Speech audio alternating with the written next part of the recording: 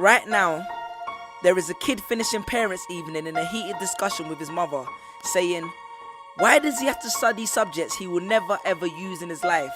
And she will look at him blank-eyed, stifle a sigh, think for a second, and then lie.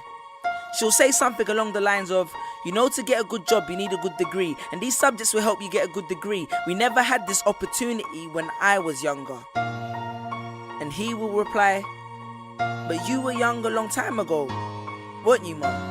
And she won't respond, although what he implies makes perfect sense, that society's needs would have changed since she was 16. But she will ignore him, grip his hand more sternly, then drag him to the car. But what she doesn't know is that she didn't ignore him just to shut him up. She didn't lie because they were just returning from parents' evening and an argument in the hallway would look bad on her resume. She won't lie because she's just spent the last 1 hour convincing a stern-faced teacher that she will ensure that her child studies more at home. No, she will lie simply because she does not know any better herself.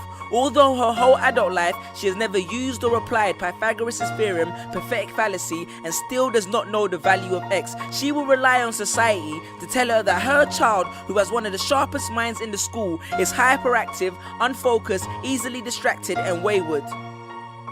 Students, how many equations, subjects, and dates did you memorize just before an exam never to use again? How many A grades did you get which were never asked for when you applied for a job?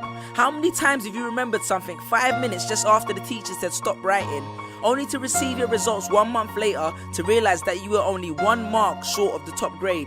Does that mean remembering 5 minutes earlier would have made you more qualified for a particular job? Well, on the application form it would have. We all have different abilities, thought processes, experiences, and genes. So why is a class full of individuals tested by the same means?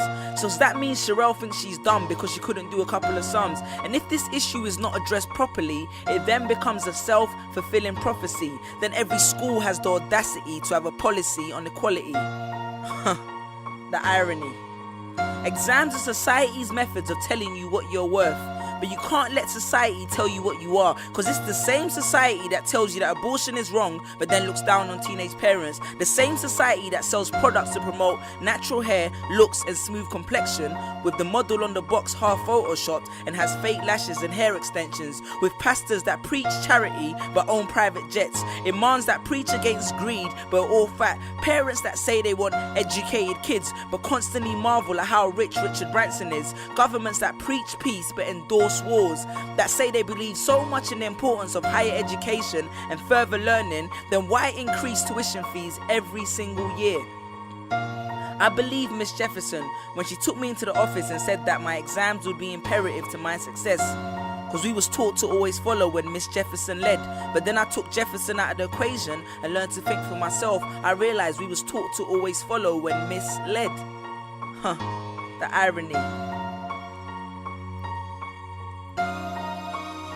Test us with tests, but the finals are never final, because they never prepare us for the biggest test, which is survival.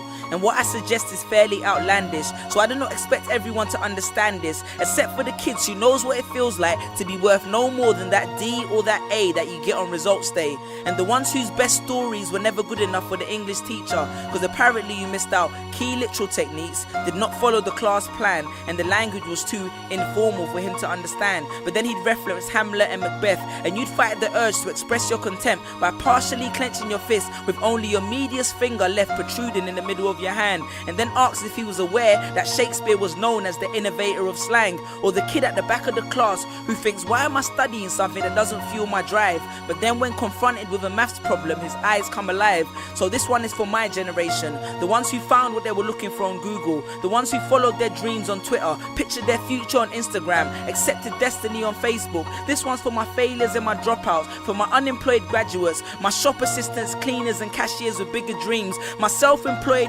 entrepreneurs, my world changers and my dream chasers, because the purpose of why I hate school but love education was not to initiate a worldwide debate, but to let them know that whether 72 or 88, 44 or 68, we will not let exam results decide our fate. Peace. Just these pictures pictures on my phone, sitting all alone, visualizing home. And all my friends were just these pictures on my phone, pictures on my phone.